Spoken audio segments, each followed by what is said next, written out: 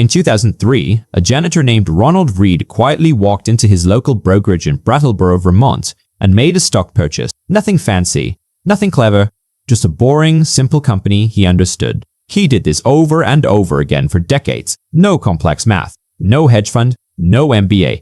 When Ronald Read died in 2014 at the age of 92, his lawyers discovered something that stunned the entire town. This man, who wore flannel shirts held together with safety pins, who drove a used Toyota Yaris, who swept floors for a living, had quietly accumulated a stock portfolio worth $8 million. $8 million.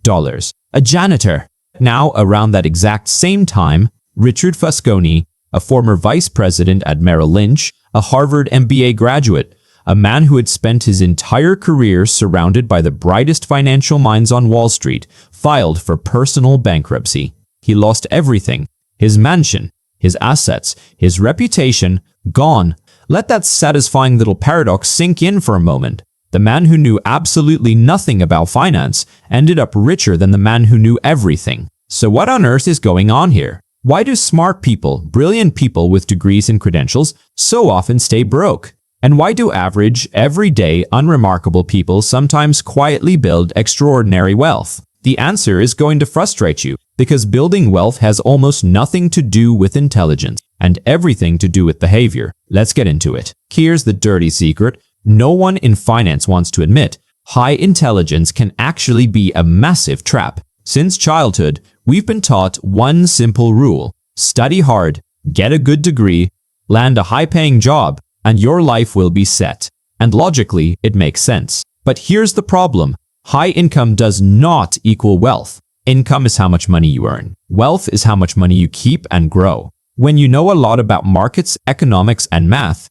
you start to believe you can outsmart the system. Smart people are addicted to complexity. They believe that a complicated strategy must be a better strategy, so they try to time the market. They day trade. They leverage themselves into exotic investments they barely understand just because it feels sophisticated. And eventually, inevitably, the market humbles them. One bad bet, one recession they didn't see coming, and years of gains vanish overnight. This is exactly what happened to long-term capital management in 1998. It was a hedge fund literally run by Nobel Prize-winning economists. These were the smartest people on the planet. Their models were supposed to be bulletproof. And yet, the fund imploded so catastrophically that the government had to step in to prevent a global financial crisis. Genius-level intelligence, total financial destruction. But wait, this gets even worse. Because meanwhile, somewhere in a small town, a teacher, a nurse, or a plumber, someone with no financial background whatsoever,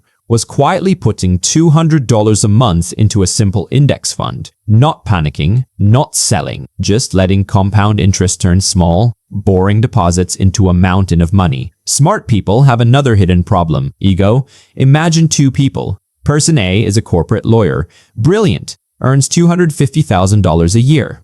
But because they are smart and successful, society expects them to look the part. So they spend $240,000 a year on a lifestyle that matches their identity: the luxury car, the massive house, the designer clothes. This is called lifestyle inflation. Your income doubles, so your spending doubles. At the end of the year, they have almost zero real wealth. And here's where most people get it completely wrong. This is exactly where smart people lose the game. Now imagine person B. They earn $55,000 a year as an electrician. They don't care about impressing strangers. They live a simple life on $40,000 and invest $15,000 a year into a single low-cost index fund. They don't touch it. They don't look at it. They don't panic when the market drops. Run those numbers over 30 years. Person B, the average electrician, retires vastly wealthier than a genius corporate lawyer.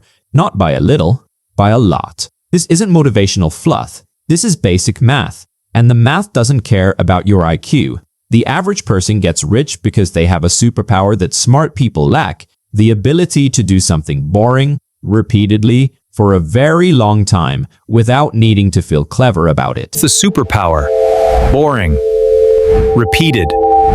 Long time. No ego.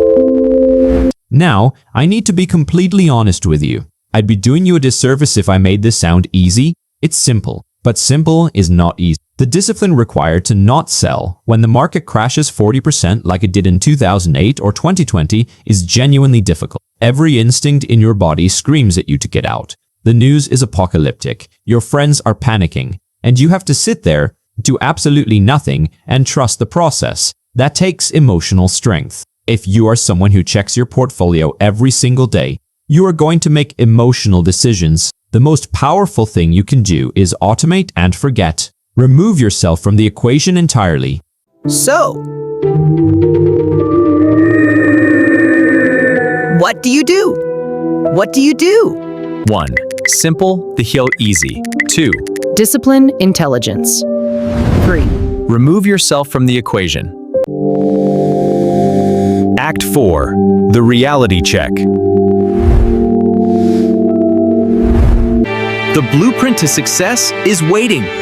Prepare to embark. If you want to build real wealth, you don't need a Wall Street algorithm. You just need to follow this dead simple 3-step blueprint. Step 1. Automate. Set up an automatic monthly transfer from your bank account into your investments. Pick a number you can sustain no matter what, even if it's just $50 a month. Make it happen on the same day every month, like a bill you never skip. This removes emotion from the equation entirely. Step 2. Simplify. Choose simplicity over cleverness. You don't need 10 complex positions or crypto moonshots. You need one boring, reliable, low-cost index fund that tracks the broad market. Step 3. Disappear. Protect yourself from yourself. Delete the trading app from your phone. Stop watching financial news. Write a note to yourself right now that says, when the market crashes, I will not panic sell. I will buy more.